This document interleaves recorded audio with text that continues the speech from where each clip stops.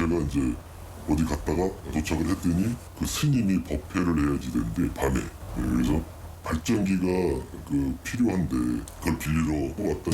승려복을 입고 가게에 들어선 스님이 찾는 물건은 야외 행사용 발전기였다는데요. 그는 혼자가 아니었습니다. 스님이 근데 글을 잘 못 쓰더라고 보니까 그랬더니 오자 쓰고 있는데 한 사람이 지가 스스스 쓰는 거야. 당신이랑 이 스님이랑 무슨 관계예요? 그러니까 자기 어머니가 다니는 절에 스님이래. 거동이 불편한 스님을 대신해 계약서를 작성한 운전기사 고 씨. 최 사장은 경기도 부천에서 서울 관악산에 있는 사찰까지 발전기를 직접 배달했다고 합니다. 그 절이 산꼭대기에 있다가 보니까 주차장이 상당히 연약하더만요 보니까. 그러고서는 이제 이렇게 있는데 전화가 온 거야. 아 거기가 아니라 그 밑에 주차장이에요. 자기가 있는 그 사찰이 남자가 있대 남자. 어딘가 의아하긴 했지만 발전기를 건네고 돌아섰다는 최 사장. 황당한 일이 벌어진 건 그 뒤였다고 합니다. 다음날 반납을 하기로 한 거였죠. 그래서 그 스님한테 전화했는데 하루를 좀 더 써야 되겠습니다. 그래. 아 그래요? 좋습니다. 뭐 입금을 먼저 해주십시오. 그 다음날 연락이 안 되는 거예요. 통화 신호는 가는데 받지를 않더라고요. 그런데 그의 소식이 다시 들려온 건 지난 1일. 전라남도에 위치한 건설 장비 임대 업체에서였습니다.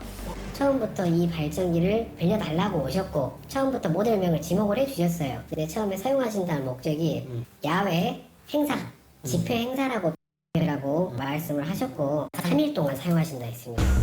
이곳에서도 승려복을 입고 나타나 발전기를 빌려달라고 했다는 남자. 이번에도 그의 곁엔 운전기사 고 씨가 함께였는데요. 절차대로 스님은 임대 계약서까지 썼다고 합니다. 이런 거를 완전 이렇게 쓰시는구나. 다른 케이스인데 신분증 확인까지 다 합니다. 그래서 반납이 들어오면 신분증 고객 앞에서 폐기를 하고 임대하는 기간 동안은 저희가 이렇게 보관을 하고 있거든요. 뭐 목사님, 신부님, 스님 보통 선한 역할을 하시는 분들이 많이 그런 직업을 가지시니까 전혀 의심을 할 수가 없었죠. 신분증까지 제출한 그의 정체는 53살의 강산 스님이었는데요. 태연히 용달차를 불러 발전기를 빌려간 그는 반납 날짜가 되자 또 잠적을 했답니다. 게다가 계속 전화 시도를 했죠. 갑자기 받았어요. 오늘 수십 통의 전화를 받고 있다. 갑자기 이런 전화가 오는지 모르겠다. 분명 며칠 전까지 강산 스님이 사용했던 연락처의 주인이 바뀌었다는 겁니다. 발전기 빌려간 사람인데요. 한 달을 더 써야 되겠는데 전폐가 드러나서요. 동생이라고요. 피님 생활 남아서 그건 이따가고 들어가니까 진짜. 어째 너무도 똑 닮은 목소리지만 자신은 강산 스님이 아니라고 하는 수상한 남자. 문제는 미스터리한 스님에게 속은 피해자들이 더 있다는 겁니다. 전국을 누비며 같은 수법으로 발전기를 손에 넣고 있는 스님. 피해를 본 업체는 제작진이 확인한 것만 해도 10여 곳 이상, 피해 금액도 수천만 원에 달했는데요. 그렇다면 승려증 속 주소지에 그에 관한 단서가 남아있진 않을까. 그런데 완전히 다 폐허가 됐네. 스님 계세요? 안에 짐들로 막 다 채워져 있어.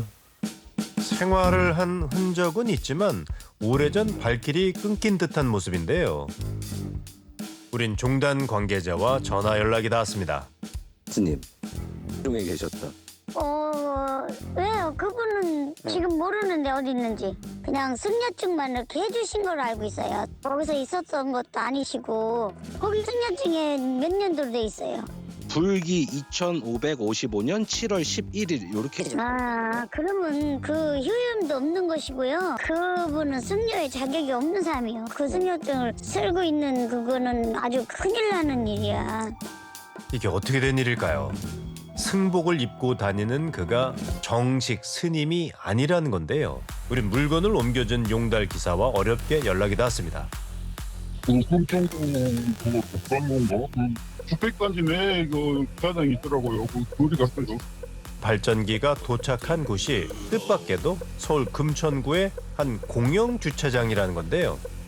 남자는 이곳에서 뭘 하려고 했을까? 우린 수소문 끝에 그의 거처를 찾을 수 있었습니다. 스님, 번호도 똑같네. 잠겨있어? 집을 비운 듯 문이 굳게 잠겨 있습니다. 그런데 이거 봐. 달바 그림부터 해서 풍디스크, 풍수지리, 골다공증 고칩니다. 이런 불상 같은 것도 있고. 골다공증 치료에서 풍수 상담까지 한다는 강 씨. 도무지 정체를 알 수 없는 이 남자는 뭘 하는 사람일까? 이웃들을 만나봐야겠습니다. SBS에서 나왔는데 언니 스님 보신 적 없으세요? 스님? 뚱뚱하니? 맞아, 키 크고. 여기서 살았던 사람이요. 스님 복장 입고 다녀요? 아니 가끔. 가끔? 응, 그지같이 하고 다니다가 이제. 여기서 나간 지가 한 열흘 뒤지? 지금 그대로 있어. 열흘 전 마치 야반 도주라도 하듯 강 씨가 이곳에서도 사라졌다는 겁니다. 그래서 손때 빌비려고 저번에도 아유 약 사먹을 돈도 없다고 돈 쓰면 3만 원 좀 빌리려서 사장님 그래. 이 사람은 돈이 어디 있어 내가 뭐 그러면 노인네가 남자같이. 아, 돈도 빌려요? 많이 빌려달라고 그래 그런 식으로. 약 사먹을 돈도 없다. 막 나한테도 막 그냥 막 효력을 다 하고 그냥 의료과에서 지금 환장하고서 이 집 때문에. 스스로를 승려라 소개하면서도 틈만 나면 이웃들과 갈등을 빚었다는 강 씨. 그의 행방을 찾는 사람은 우리만이 아니었습니다. 2달 전에 그 기계를 준 사람이 여기 와가지고 이 사람을 찾더라고. 아, 누가 찾아왔었어? 응, 둘이 찾아와서 자기가 줬다고. 3일 있다 갖다 준다 임대 그랬더니 준다고 해서 임대 줬지. 안 가져오니까 여기를 찾아온 거야. 충청도에서 찾아와 끝내 강 씨를 만나고 떠났다는 그의 얘기를 들어봐야겠습니다. 이틀 쓰고 반납한다고 했는데 이틀 후에 전화하니까 지금 법회하고 있으니까 한 3일만 더 하겠다 그러더라고. 그래서 답답해서 내가 쫓아갔잖아. 그래서 각서를 받아왔지 내가. 그럼 거기에 혹시 있었어요? 있었어요. 지난달 11일 이틀 뒤엔 꼭 발전기를 반납하겠다며 각서까지 썼다는 강 씨. 그런데 내놔라 그랬더니 행서수설 하는 거예요. 뭐 같이 자기 와서 뭐 치료하고 그런 처사가 갖고 갔다. 자기 그 일 봐주고 하는 사람이 가지고 갔다는 거예요. 가서 지금 거기서 하고 있다는 거예요. 발전기를 가져간 게 운전기사 고 씨랍니다. 강 씨 자신은 아무것도 모른다고 했는데요. 송 사장 역시 마음에 걸린 게 있답니다. 이 사람은 가만히 앉아있고 그냥 아무 말도 없어요. 아, 그래요? 하얀 승용차가 운전하는 사람이 바로 자기 호점에서 꺼내서 돈을 주더라고요. 그러고 보니 또 다른 업체에서 발전기를 빌려갈 때도 더 적극적으로 움직인 건 운전기사 고 씨였는데요. 송 사장은 우리에게 한 가지 가능성을 제기했습니다. 그 이제 전문가가 있는 거예요. 거기에는 두 개. 그거를 수집하는 놈이 따로 있는 거예요. 그러니까 걔들이 가져가지. 이런 의심을 하는 사람 중엔 김 사장도 있습니다. 차분하게 녹음된 파일을 들어보니 똑같은 번호인데 목소리가 달라요. 고맙습니다. 무소음 발전기 대여 때문에 전화드렸었는데요. 발전기 빌려갔는데요. 한나절 더 써야 되겠는데. 그리고 혹시 한 대 더 있냐고 물어보시는데 한 대면 될지 않고 스님이 한 대 혹시 더 있냐고 좀 물어봐달라고. 전화를 하셨던 분, 운전수 1명, 승려복을 입은 스님 행사를 하고 계신 분 1분. 결국에는 같은 조직이구나. 그냥 한 팀이구나라고 이제 완벽하게 확신을 하게 된 거예요. 그렇다면 이들은 뭘 위해 전국의 발전기를 손에 넣고 있는 걸까? 근데 조금만 있으면 없어서 못 빌려주는 성수기죠 이제 총선. 야외 행사, 노래자랑, 콘서트 가장 많이 사용되는 장소가 선거 차량, 총선과 대선의 선거 유세 차량 아래 전광판이나 마이크 앰프 사용되잖아요. 그 차량에 한 대당 이 발전기 하나씩이 꼭 들어갑니다. 국회의원이 300석이잖아요. 5배수로 후보가 나와도 1,500명이에요. 5대씩만 계산을 해도 7,500개의 발전기가 신품 또는 중고가 선거 유세 기간 동안 차량 한 대당 하나씩 필요한 거예요. 이분들에게 납품을 하려면 2월, 1월쯤에는 구도가 잡히고 몇 대가 어떻게 움직여야겠다라는 계획이 이제 서겠죠. 발전기 수요가 많은 총선을 앞두고 미리 물량을 확보한 뒤 비싼 값에 거래를 하려는 속셈인 것 같답니다. 이들의 짐작이 맞을까? 우린 어렵게 운전기사 역할을 했던 고 씨와 연락이 닿았습니다. 여보세요? 예. 혹시 같이 계신가요? 아니요? PD니까 내가 솔직하게 얘기할게요. 걔한테 카메라 2대를 솔직히 맞았어요. 그래갖고 어디 태워대면 얼마씩 준다고, 그 카메라값 물어준다고, 그래갖고 내가 태워다 줬어요. 억울하시다고 하지만 서로 다 공범으로 보잖아요. 그렇죠. 내가 봐도 공범인데 그럼 그 이후로 선생님도 연락이 안 되시는 거예요? 아예 안 돼요. 자신은 피해자랍니다.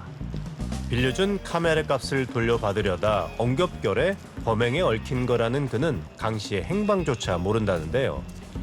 그렇다면 범행 대상을 물색해줬던 인물 황 씨의 얘기를 들어봐야겠습니다. 그는 용달 기사가 발전기를 내려줬던 공용 주차장에서 7분 거리에 살고 있었는데요. 어머니 안녕하세요. 저 SBS 궁금한 이야기 와이팀에서 나왔는데 혹시 계세요? 직접 대화를 해보라며 황 씨에게 전화를 걸어준 가족. 그런데 여보세요? 여보세요? 네네. 혹시 씨 모르세요? 몰라요, 그러잖아. 스님. 몰라요. 강 씨 얘기를 꺼내자 모른다는 말만 남긴 채 다급히 전화를 끊어버립니다. 그런데 얼마 뒤 황 씨가 우리에게 다시 연락을 해왔는데요. 솔직하게 말씀을 드릴게요. 또뭐 깜빡일 수도 있고 저는 그런 부분은 뭐 부인하거나 그러진 않아요.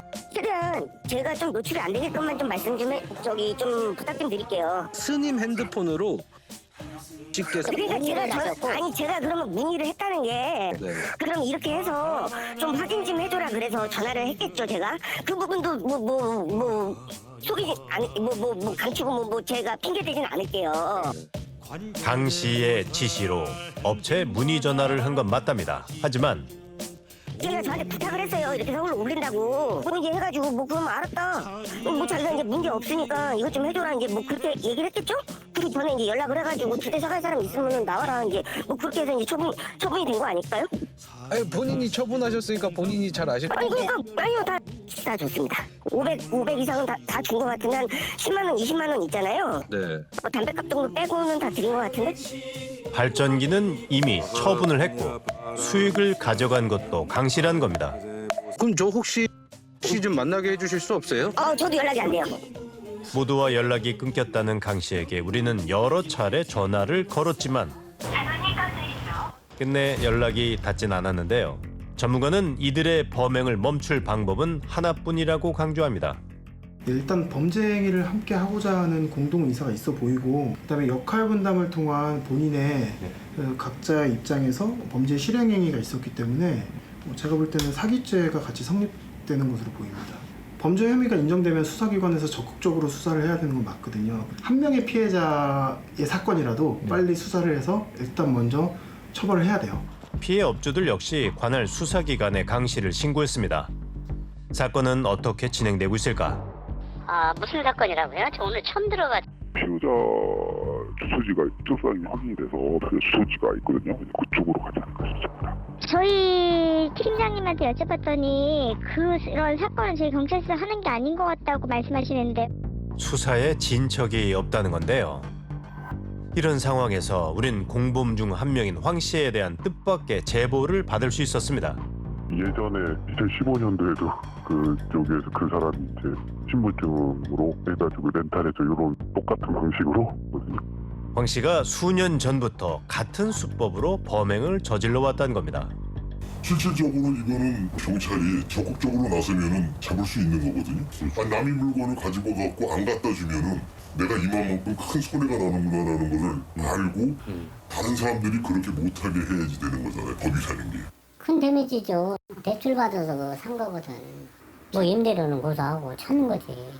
근데 그거를 뭐 제대로 뭐 찾아주려고 하질 않잖아요, 경찰들이. 수사기관에서 피해 규모조차 파악하지 못하는 동안 자영업자들의 한숨은 더 깊어만 가고 있는데요. 우린 여전히 그를 향한 추적을 끝내지 않았습니다. 궁금한 이야기와에서는 승복을 입고 나타나 자영업자들을 안심시키고 물건을 빌린 뒤 호련히 사라지는 50대 남자 강 씨와 일행의 행방을 아시는 분들의 연락을 간절히 기다립니다. 저는 어쨌든 씨를 좀 만나 뵙고 싶어서. 만나겠어요 근데? 어디 어딘가에 있겠죠?